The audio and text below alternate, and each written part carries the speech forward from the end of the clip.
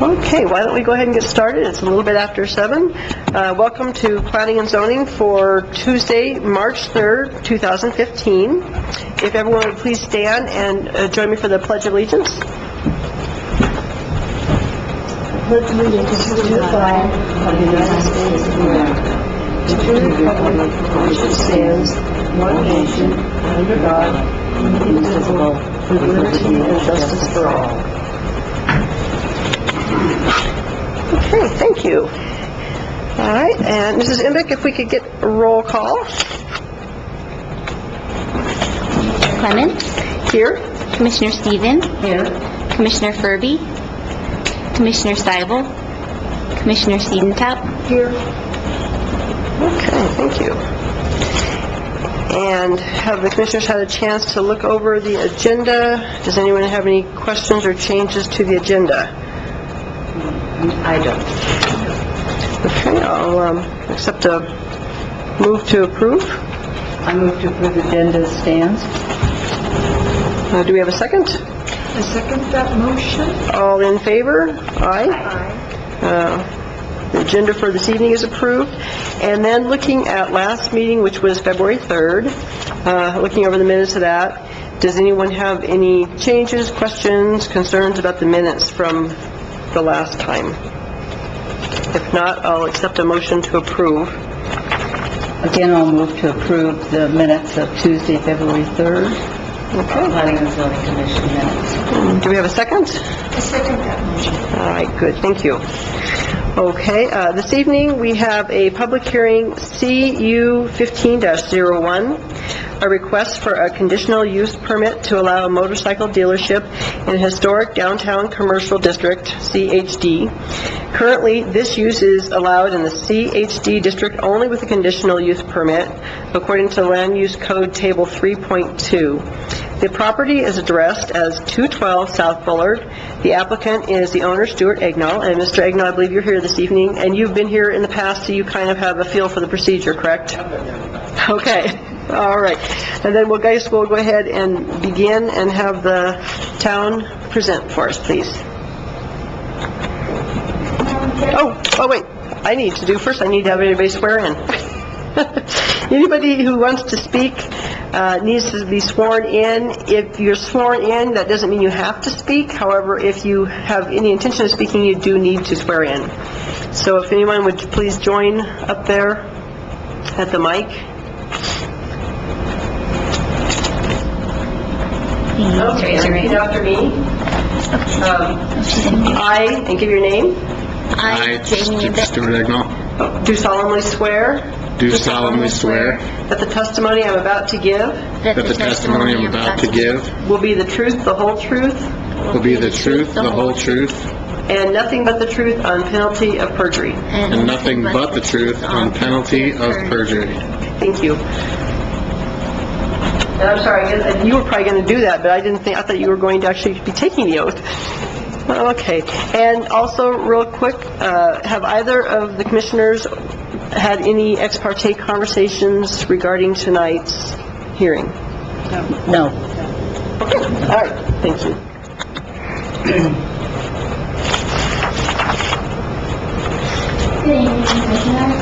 Conditional use permit 15-01, 212 South Bullard Street. The applicant is Stuart Egnall. He would like to operate a motorcycle dealership at the property. This is currently falling in the category of outdoor sales and other retail sales and service. Vehicle sales are not currently listed in the land use code, but they will be in the upcoming revision.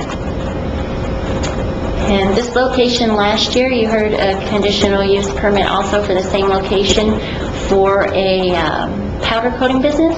Before that, it was a welding fabrication shop.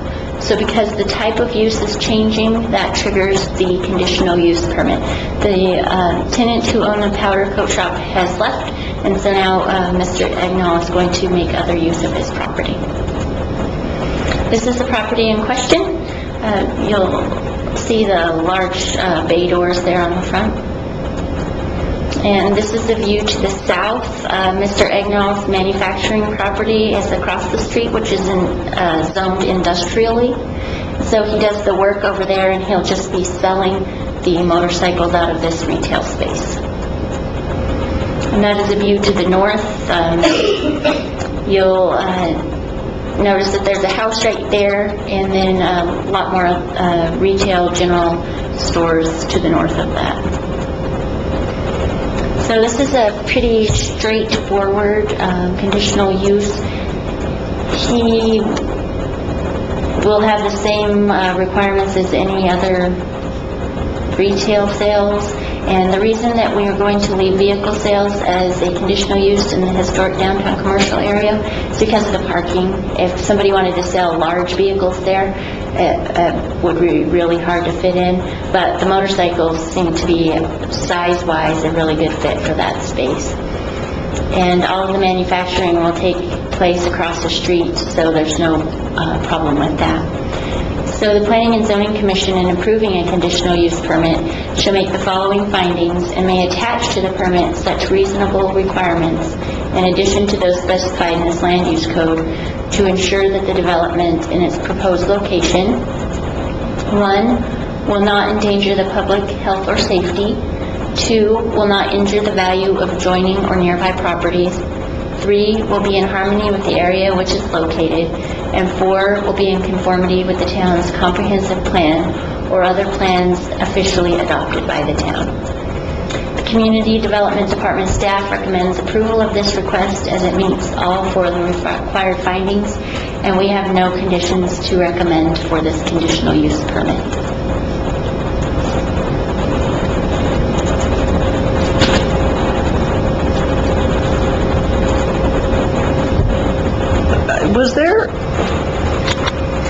Wasn't there somebody selling motorcycles at the other end of downtown 5-10 years ago? Okay, so we've already actually had that in the downtown area. Yes, and that was before the previous land use code.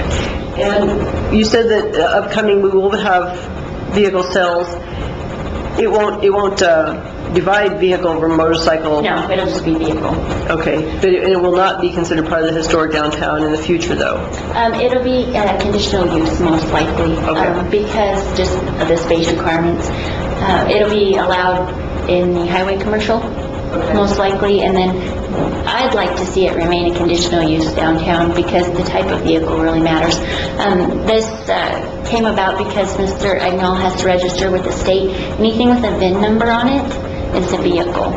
So that was the beginning of this process that he came into the department for. And so I would like to see any vehicle sales still as a conditional use in the historic downtown commercial.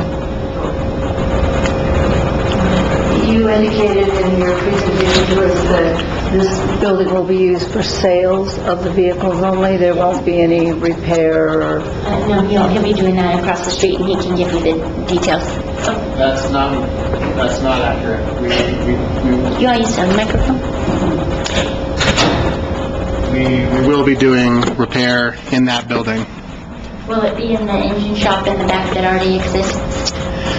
Both spaces, most likely. Well, so our plan is we actually intend to do a renovation in the northeast corner of the building to create the dealership space, which will be a big open room where we will actually conduct the sales. And then secondary to that, basically the rest of the building will continue to have basically the same use that it has had since I've been down there, which is a combination of mechanic work and welding and fabrication and all that other stuff. But strictly the dealership space, as it were, will be confined to about a 1,500 square foot space inside that building. And that engine shop has been in existence how long? Well, that's what the building was originally built for in 1900 something or other. So that use isn't part of this because it's been in continuous use as longer than you've owned the property, correct? Yeah, before I bought the property, the use before that was a person fixing vehicles, and the use before that was a fabrication shop. Right. So Not a lot's changed. Right, and that exists currently, Correct. yes. So that, in other words, that That use runs with the land already. So this is just the conditional use specific to the sales of the motorcycle. Okay. I do have just a couple of other questions. Although there's a lot more parking availability at the end of Bullard you're on than at the opposite end, closer to College, for example, still parking is somewhat limited in through there. The city didn't perceive that as being a problem because it is motorcycles? There are no parking requirements for businesses downtown. So the police chief looked at it, we looked at it. Any business that opens downtown, there's not a parking requirement in that zoning area. So it would be any, for instance, the restaurants that open on the other end of the street, there's no parking requirement. The town is looking into more common parking areas. Right now, the visitor center is available, and then where the farmers market is usually held. And we're looking at developing some more public parking on the north end of the street also. And then the last thing is noise. I personally have been thrilled that a local business shut down because of the noise from the motorcycles on Sundays. I don't anticipate that an establishment that sells them will generate quite the same numbers of people at a time or volume. But you didn't get any public input regarding concerns about noise, as I understand it. Okay. Is there parking for customers in your business across the street right now? Okay. I too am concerned about the noise, and I'm wondering, usually when people purchase vehicles of any kind, they want to do a test drive. And motorcycles tend to be, I think, probably test-driven at a little higher RPM than a regular vehicle. Where do you see those test drives happening? I would, wherever somebody would want to, I don't know. That's a good question, but I don't think that we're going to affect the average number of vehicles that pass down Bullard Street by opening a dealership. With any luck, we would increase the relative number of motorcycles if we're successful. But as is, there are already motorcycles and cars that drive down that street nearly constantly. I don't see us affecting that.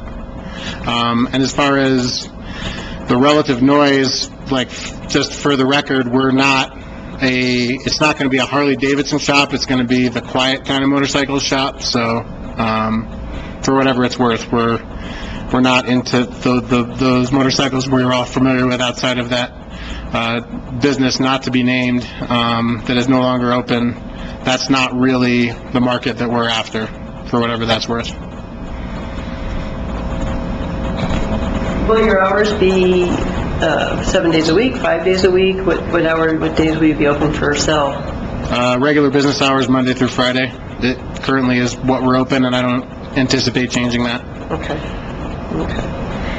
And if you would, we would like you to address, I hope they went over again the findings. You need to meet the 4 findings.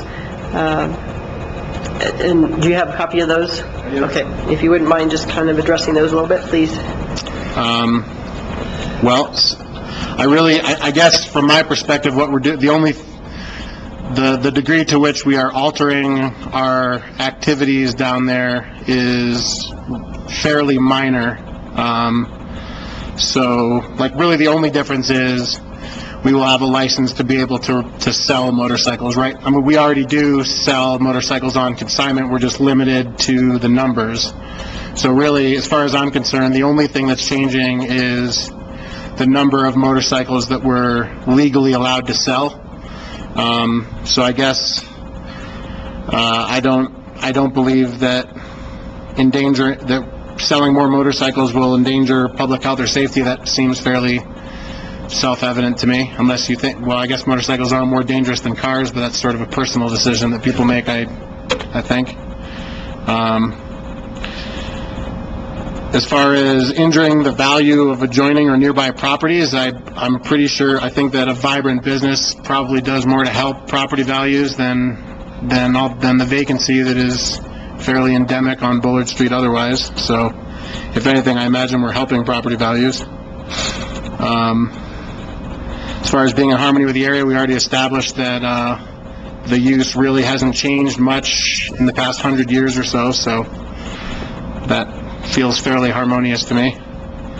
And as far as being in conformity with the town's comprehensive plan and other plans officially adopted, I confess to not being intimately familiar with those plans, but I would imagine that they include healthy, vibrant businesses, whatever else they may or may not say. So,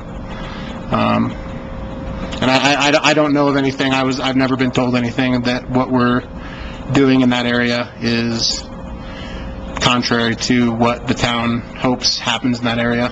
So, so I sort of plead ignorance on that one, but I think we're probably okay there, but correct me if I'm wrong. Other commissioners have any other questions for Mr. Agon? No, I don't. I just, out of curiosity, how many motorcycles do you think you'll actually have in the showroom? Boy, we probably have room for, I'd say 10 at the most. And what kind are you going to sell?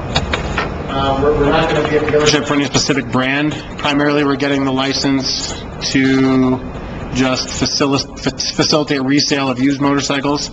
Our main interest is in buying older European and Japanese motorcycles and fixing them up and selling them.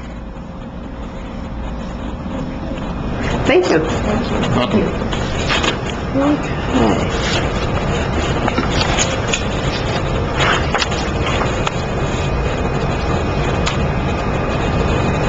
Well, I guess I'll just start with the comment that it's pretty straightforward. It's in an area that's got a lot of industrial down there, and it's in the downtown that doesn't have, as you mentioned, as much of a parking issue and as much going on. So I would be more concerned if it was maybe in the middle of downtown as far as parking and things, but I don't think I have that concern on that end of downtown. And it's not like you're going to have 50 or 100 motorcycles in there. It sounds like still a relatively small business just adding on, and again, historically it's been used for this sort of thing.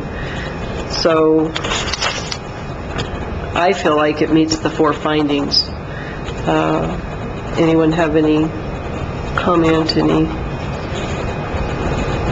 I would agree with that, and I'm somewhat familiar with the building and that location, and I don't see that the use as officially as it has been described by Mr. Randall would be a burden upon the neighborhood in any way, because we're not talking about a significant number of motorcycles and therefore less traffic, etc. So I would concur.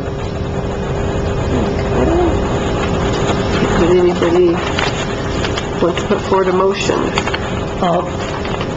I will move that we accept or approve CU 1501, request for a conditional use permit to allow the sale of motorcycles in the historic downtown commercial district, CHD, with a conditional use permit that we're approving this evening, and that we find that it meets all the requirements, number 1 through 4, won't endanger the public health or safety, will not injure the value of adjoining or nearby properties, will be in harmony with the area in which it is located, and will be in conformity with the town comprehensive plan or other plans.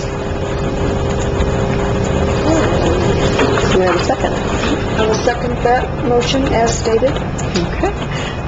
And then we need a roll call vote, please. Commissioner Clements? Aye. Commissioner Stephen? Aye. Commissioner Siedenfeld? Aye. Okay. Thank you. There's no new business this evening, however, we are glad to have a community forum. We have Main Street Manager Lucy Whitmarsh, who's going to be here to discuss what's happening with the Silco Theater and the Main Street information.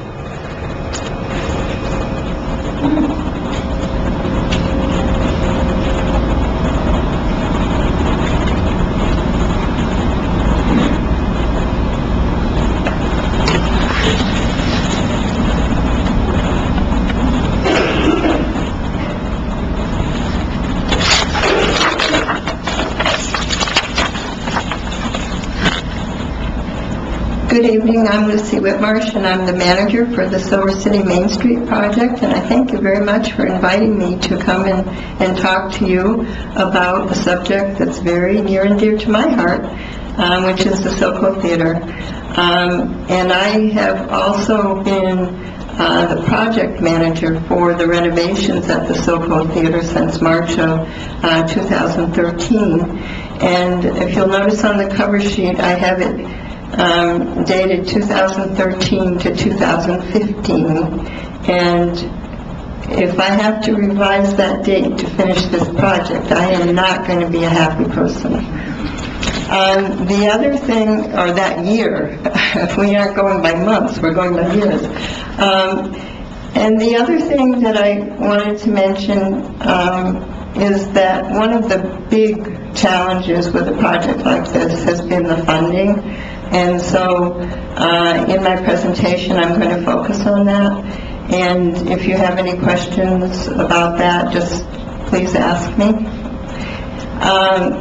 But as an overview, in January of 2014, the theater was closed for renovations.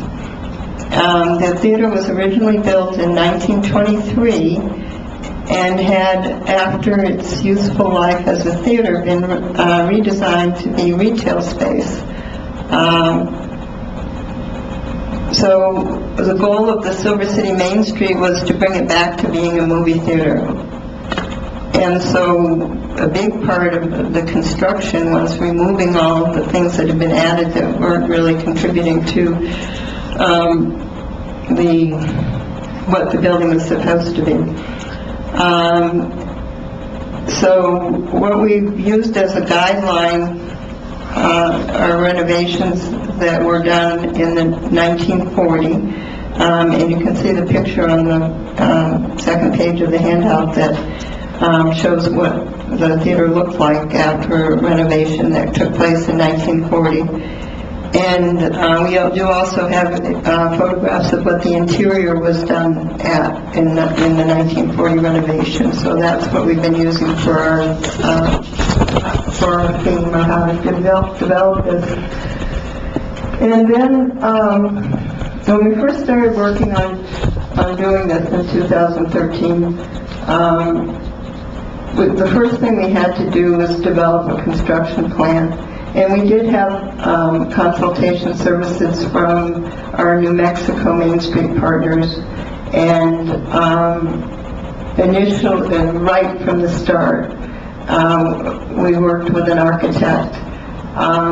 And from my experience with this, in a project that is a historic renovation project that involves some significant construction, that you really do need to have an architect involved to develop your scope of work and to help you estimate the construction costs.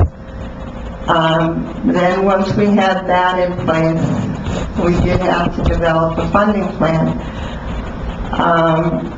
And again, we received assistance from the New Mexico Main Street with giving us a guidance on how to develop funding for the project. We've been pretty much through that process and have finalized construction documents. And the way we were approaching it, the remainder of the renovations was through something that's allowable through the state procurement and the town procurement process, which is that you can put out a request for proposals for a contractor, and then enter into a contract with the approved contractor to do the work. But that does allow for negotiation of costs during the process.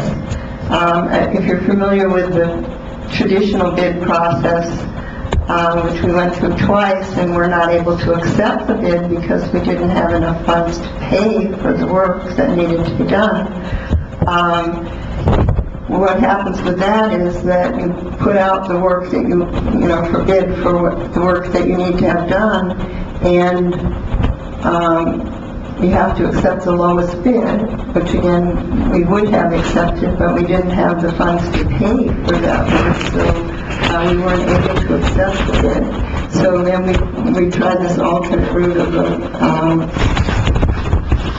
a request for proposal for a contractor that's qualified to do historic renovation and this type of work. And then, even though Main Street's coordinating this, the building is actually owned by the town. And also because of different funding sources that we have that I'll go into, we've been required to have a licensed contractor for construction. We've been required to follow the municipal procurement codes. And in this case, the architect has provided construction management and coordination. And much of the processing of the financial, like the grants and that type of processing, has gone through the town. So the town has been a wonderful partner in this because they have provided tremendous resources to us. So just to go over the funding sources that we've worked with, and I've learned tremendous amount from this, and as I go through it, I'm going to mention some things that are not just applicable to public projects, which this is because because the town owns the building, but also can be used for private projects. So one of our first sources of funding was the New Mexico Main Street Capital Outlay funding, and that's money that's set aside by the legislature that can only be used for Main Street communities that have Main Street programs. So to me, this emphasizes how important it is that we keep our Main Street program vital, because without it, we would lose a source of funding that we otherwise can have. And this, we've had this New Mexico Main Street Capital Outlay funding for this project, for many other projects in the town, and hopefully for future projects that we're planning on working on in the finished system. As so far, the Main Street Capital Outlay funding has required matching funds, and so we have for the Main Street, which is a 501c3, had the ability to be able to raise funds through donations to the Main Street that we can use for the matching funds for the capital outlay funding. And it also, and I think it's important, it's very important to me that as a community, I think it's very important that the way that this type of funding ties things in together, because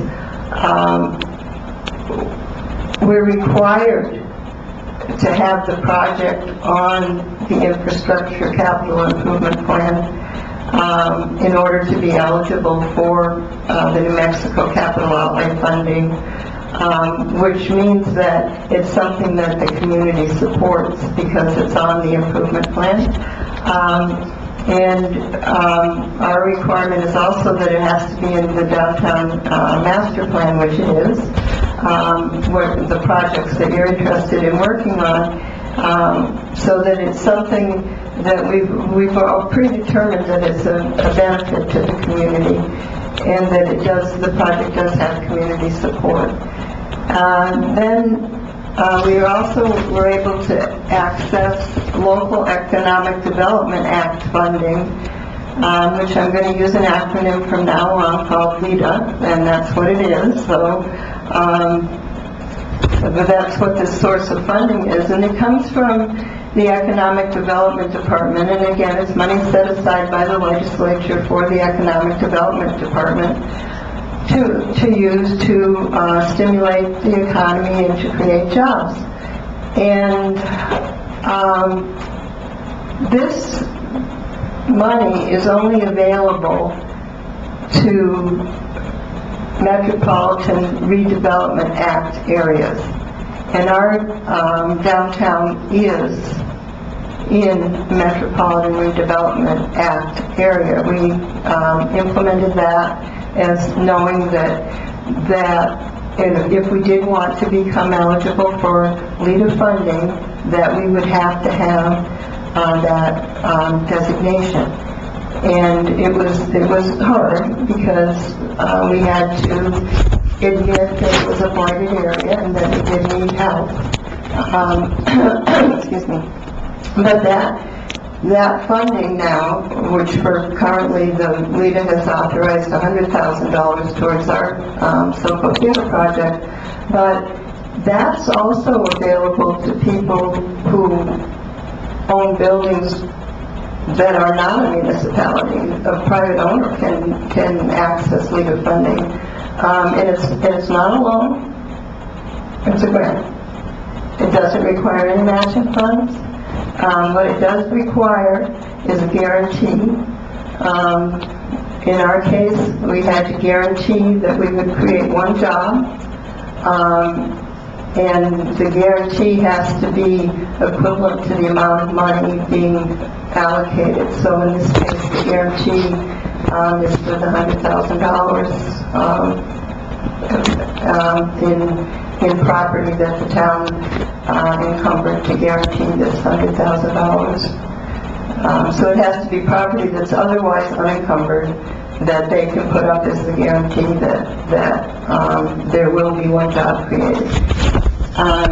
But again, a private owner of a property that's interested in doing work can also participate in this type of program if it's a job creation program. But again, it's only in the downtown. It's not town-wide. It's because our downtown is what is the Metropolitan Redevelopment Act area.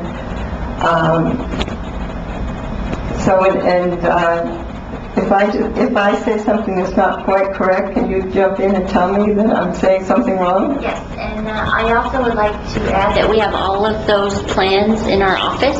If anybody who's watching would like to come in and look at them and see the maps that correspond to their redevelopment area and those other things. So we do have those in our office in the Washington Federal Building. So they're more than welcome to come look at those. And it kind of, ties into being a Main Street community. We're nationally recognized, Silver City Main Street is a nationally recognized Main Street community. And so through that, people that own the Silver Cliff Apartments, which is affordable housing, wanted to do some work in their project. And they were eligible for additional federal tax credits because they're within half a mile of the district. So it doesn't, and sometimes they make more adjustments, especially for affordable housing. They have higher thresholds. And so we were able to work with the owners of the Silver Cliff Apartments to be able to get them into a status where they could get an increase in their tax credits for their work that they're hoping to be able to do. So then another important partner in this was the Historic Preservation Division of the New Mexico Department of Cultural Affairs. And for that, it's a competitive application process, and it has to include a historic preservation component and be executed using historic preservation standards. And for our particular project, so far they've provided $105,000, but our part of it was a 40% match. There's another very valuable partnership, which is the PNM partnership, and that is a partnership between PNM and Main Street Communities. You have to have both of those entities in your community. And again, it's a competitive process of application. So far they've donated $38,000 to the project, and they're very, very interested in economic development, Main Street communities, and of course job creation also, so it kind of fits in with the whole plan. And another very valuable resource that we have, and many other communities have something similar, but in our community, in Grant County, Freeport-McMoRan has a community foundation where every year they allocate $500,000 to go to, and again on a competitive basis, to go to 501c3 organizations. And from the Freeport, for this project, for the Silco project, we had received $50,000 for that, for working on the Silco Theater. And then this is where most of our funding is coming from, and it's I think quite remarkable.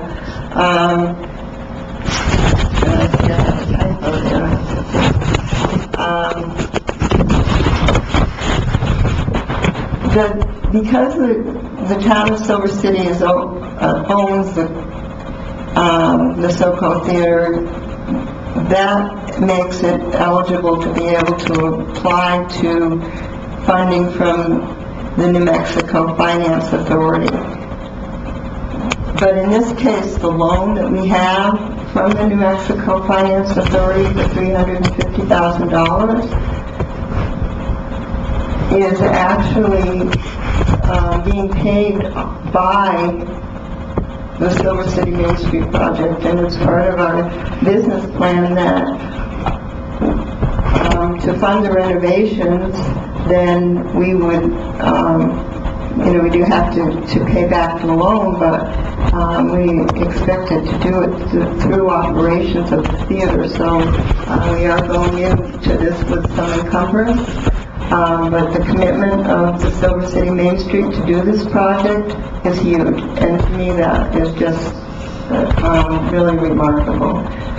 And then also we have had from our community private donations, which has been extremely necessary because of the matching funds and that part of it. And we still do have theater seat sponsorships that are $200 a piece.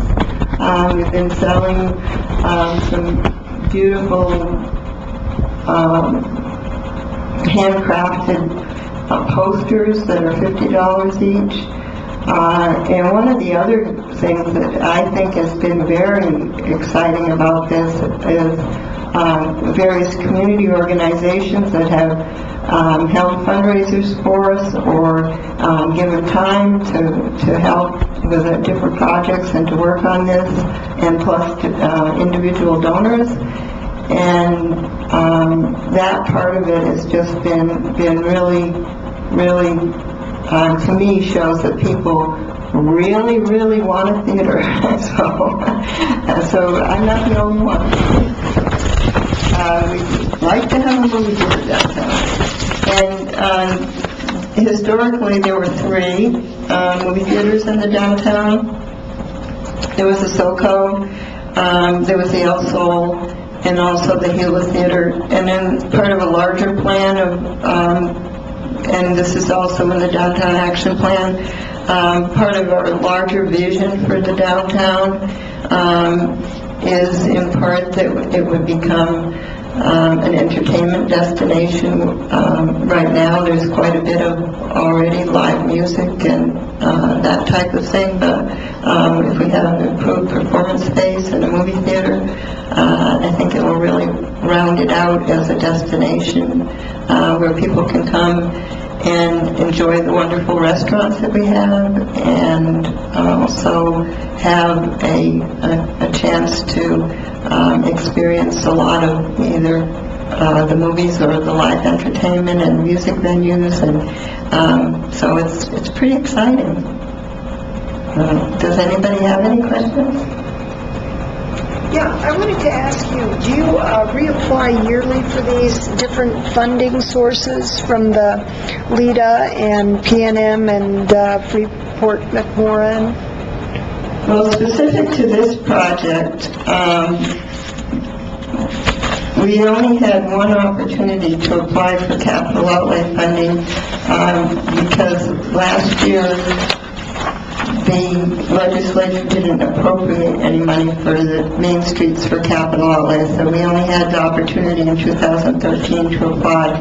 So yes, anytime it's available, we can apply for it, but sometimes the legislature does not set aside money for the main street program.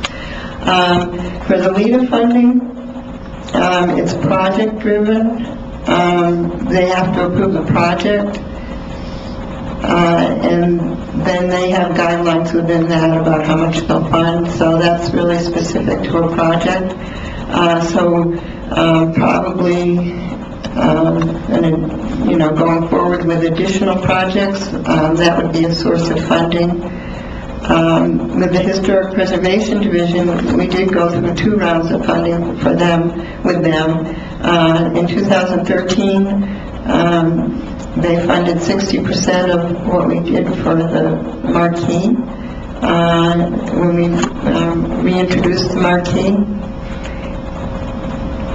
which I don't know if you remember, but it wasn't there before. I mean, it was there in the 1940 picture, but when we replaced it in 2013, we were starting with nothing. So they funded that, and then they funded, I think it was close to 60 or $57,000 of the renovation work that we've been doing on the facade, where we were doing the replacing the historic plastering and repaired the windows and did the tile work and the stucco work and that part of the facade, so they contributed to that. For the PNM partnership, it's an annual thing, and it has been. And we've applied 2 years. The first year in 2013, we were able to receive $23,000, which was the match that we needed to be able to complete the marquee. And then this year they funded $15,000 to go towards the renovation. In 2014, the 2015 round hasn't come up yet. With the New Mexico Finance Authority, again, it's more project driven, and it's more like a well, it is a loan, so that you have to meet loan qualifications to be able to qualify for that. Again, that would be more based on what the project is. So it's and with the Freeport, they do the $500,000 with a maximum to any organization of $50,000 annually. It sounds like you've done a wonderful job of pursuing all kinds of ways of resource for financing. I think a lot of people will be curious who are listening. I know I'm curious. What stage are you at inside on the project, where, like, as far as the construction goes? Well, the primary main thing was getting an emergency exit from the auditorium, because when it had been redesigned for retail space, it had a flat floor, and so once we had the flat floor taken out, there wasn't any other, there originally had been an exit from the auditorium outside, so getting that redone was quite an effort. So that has been completed. All of the removal of everything that is not contributing has been taken care of. But as far as the finish out of the project, which is the installation, putting things back and doing that part of it, and we also have to have a handicap compliant restroom that we need to add, and electrical and heating and air conditioning, and so none of that has been done. And I had heard, rumor that the seats, the original seats were underneath the floor, is that correct? The original seats, or we think they were the original seats, were underneath the flat floor, but they really aren't good enough to be able to use currently, so we do have to get new seating also. Just a rumor, I guess, but I heard that there was a substantial bequest to the town recently. Anybody else hear about that? Substantial what? Bequest. Oh. And I didn't know who, what, where, but maybe you might be able to get some of that if it truly is a real thing. Well, we don't leave any stone unturned, but lots of times when people see me coming, they run away because they know that I'm going to be asking for money. But it's for a worthwhile cause, so. Along those lines, real quick, because this is, a lot of people do watch on TV, could you just read out your contact information for anybody at home so they know who to contact? Yes.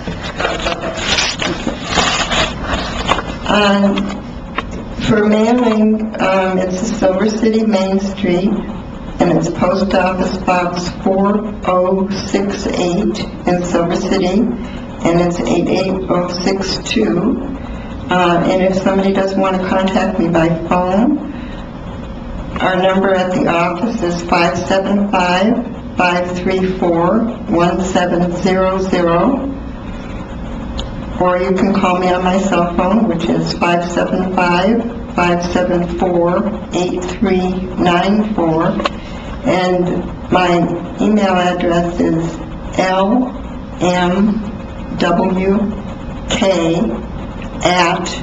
and it's one word, dishmail, dishmail.net. But we're happy to meet with property owners and discuss with them our work in conjunction with community development. If there's something special about the Main Street resources that are available, and work in conjunction with community development to try to facilitate the improvement of our downtown area. And we can also make sure that this information is on our website, if it's not already. We can upload it so that the public can access it off of our website. Can you correct my typing? Yes. Thank you. I'll send you the file. Okay. So we'll also have it available on the town website then. Okay, that would be wonderful. And we can put copies in our office too for the people that aren't fond of the internet. We can have paper copies if they would like. And you're hoping to open when? Well, we still haven't gotten our pricing negotiated with the contractor that we selected through the process that I described with the request for proposal. And until we have that done, the pricing tied down and the contractor tied down to a commitment of time, I really can't make a prediction. But, as I'm putting on here, it's going to be done in 2015. This project has a 2-year life, and that's it. Lucy, I think also the final phase would be the ticket booth and the reorganization of the in-freeway. All that would be part of the completion that would occur with this RFP, is that right? Yes. We're looking at the total finish out, which does include the replication of the ticket booth and the entry, getting that back the way it's supposed to be. And a consignment area. So this last phase would be the last phase, pretty much, of this, without doing additional things to the building. This one, originally when the SoCo was opened, it was a multi-purpose venue. It opened with silent movies, and they also had vaudeville and traveling shows that came through and did things, and speakers and those type of activities there. So it was a multi-use facility. And in this project that we're currently working on, we're just trying to get it to the point of having it being a movie venue, but we aren't doing anything that will prevent us from eventually having live performance. So for example, we're going to have a screen that's capable of 3D movies. So you can't have a roll-up screen. You have to have a flat screen if you're going to do 3D. And so the screen will be able to be moved to the back. It'll be a stationary fixed screen, but it will be able to be moved to the back of the stage areas to make room for live performance. So we're not doing anything in this project right now that will prohibit us from going further. But if we were to add in, the theater lighting and that part of it, and doing all of that, and having it capable of having the live performances, it's a whole other project. So we initially started off with this thing, with our focus being we want to have it for movies, and that's what we can do the most cost effectively and the quickest. So that's what we're working on. Thank you for all your hard work. Oh, you're welcome. You've been helped too. Any other questions? Thank you very, very much. It was neat to not only see all the stuff you were doing financially, and it's very impressive, but to find out where you're at, because I've been curiously following it. So. Well, more updates soon, I hope. Thank you. Thank you. Okay. And where are we here? Do we have any reports from staff? And do we have any reports from the commission? No. Okay. All right. In that case, I would entertain a motion for adjournment. I move to adjourn. Second the motion.